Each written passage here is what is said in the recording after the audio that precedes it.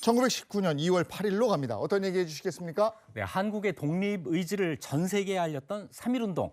그 이전에 3.1운동의 도화선이 된 사건이 있었습니다. 1919년 2월 8일은 일본의 심장부 도쿄 한복판에서 28 독립선언이 발표된 날입니다.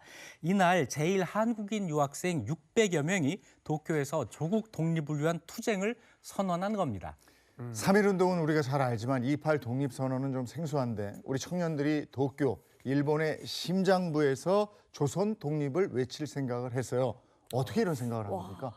네, 그 시작은 28 독립선언 약 한 달 전으로 거슬러 올라갑니다. 1918년에 1차 세계대전이 끝나고 1919년 1월 18일 전후처리를 위한 승전국 대표가 파리에 모여서 파리 강화회의를 여는데요. 그때 미국에서는 윌슨 대통령이 민족 자결주의를 제창합니다. 스스로 결정할 한 민족이 다른 민족이나 국가의 간섭을 받지 않고 자신의 독립 문제를 스스로 결정하게 하자는 겁니다. 사실상 식민지의 독립을 지원하겠다는 이런 약속이죠. 이 이야기를 듣고 중국 상하이에 있던 한국 젊은이들이 파리 강화회의에 직접 참가하려고 했어요. 그리고 이광수, 장덕수 같은 사람들이 일본에 가서 이 소식을 전합니다.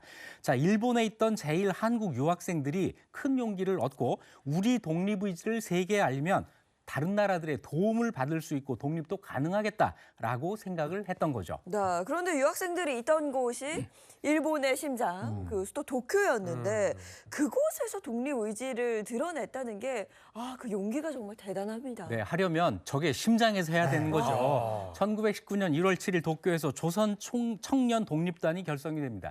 이 중 11명의 실행위원을 선출해서 독립선언문을 작성하고 일본 각계와 각국 공사관에 보내서 한국의 독립을 선언하기로 결정을 합니다.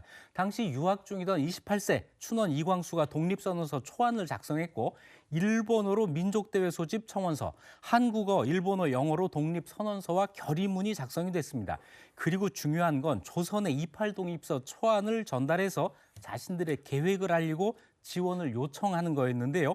그 역할을 하기 위해서 유학생 대표로 선발된 사람이 와세다 대학의 유학 중이던 송계백이라는 사람이었습니다. 송계백은 명주 헝겊에 적은 선언서를 모자 안감을 뜯고 그 안에 넣어서 조선으로 들여오는데 성공합니다. 모자 안에 숨길 생각을 했다니. 네. 이 조선 독립의 의지를 모자 안에 숨겨서 들어와서 더 불붙게 했고, 야 정말 대단한데 이런 독립의 의지를 알았을 때 국내 독립운동가들은 어떤 반응을 보였을까요? 네, 송계백을 만난 조선의 독립운동가들은 유학생들의 계획을 듣게 되고요. 학생들이 이런 생각을 하고 있는데 우린 뭘 하고 있나 하면서 큰 감명과 함께 자극을 받게 됩니다.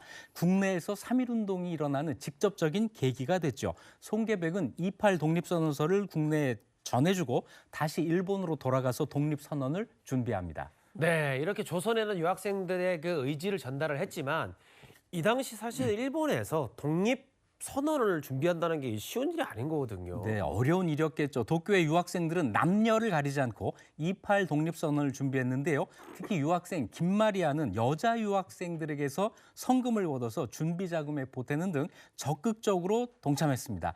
선언 하루 전날인 1919년 2월 7일 주모자 최파룡은 비밀리에 민족대회 소집 청원서 1000부를 인쇄했고요. 유학생 하숙방에서 선언서와 결의문, 한국어본과 일본어본 약 600장을 등사기로 등사했습니다. 영어본은 타자기로 쳐서 28 독립선언을 위한 만반의 준비를 마칩니다. 그리고 대망의 독립선언 당일 그날이 왔습니다. 우리 유학생들이 첫 번째로 한 행동은 뭐였을까요? 네, 1919년 2월 8일 일본 도쿄엔 폭풍 전야를 암시라도 하듯 30년 만에 폭설이 내렸어요. 이날 오전 10시경 임시위원들은 독립선언서 및 결의문과 민족대회 소집 청원서를 각국 대사관과 공사관에 보냈고요. 일본 정부의 대신들, 국회의원 등 정치인들 그리고 조선 총독부와 각 신문사, 잡지사로 전송을 했습니다. 위험을 무릅쓰고 우리 독립 의지를 알렸습니다. 거의 선전포고를 한 건데 그래서 중요한 독립선언은 무사히 했습니까? 네, 오후 3시에 도쿄에 있는 조선 YMCA 회관에 600여 명의 유학생들이 모였고 역사적인 28 독립선언서 낭독이 시작됩니다.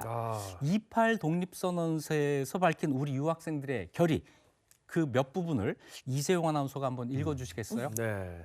조선은 이민족의 실질적 지배를 받은 적 없는 단일 민족이자 자주 독립국이다. 일제는 기만과 폭력으로 민족 의사에 반하는 병탄을 감행했으므로 한민족은 세계의 정의 앞에 우리 독립을 요구할 수 있다.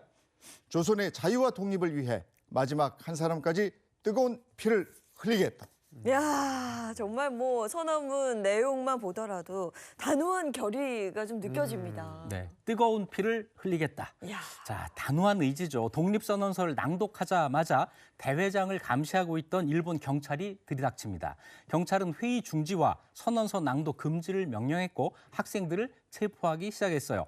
대회를 마치고 시가 행진까지 계획을 했지만 강제로 해산되고 말았습니다. 네, 이게 참 중간에 해산이 돼가서 안타깝긴 하지만 그래도 우리 독립 의지를 이번에 한번 알리는 그런 계기가 됐겠네요. 네, 그렇습니다. 28 독립선언은 일본은 물론이고 해외에서도 보도돼 큰 파장을 일으킵니다. 특히 국내외에서 28 운동을 계승하려는 움직임이 일어나게 됐고 3.1 운동에 직접적인 영향을 미쳤습니다. 일본의 심장 도쿄에서 독립을 외친 유학생들의 뜨거운 열정과 의지를 절대 잊어선 안 되겠습니다. 네, 당시 우리 청년들의 기계가 느껴지는 부분입니다.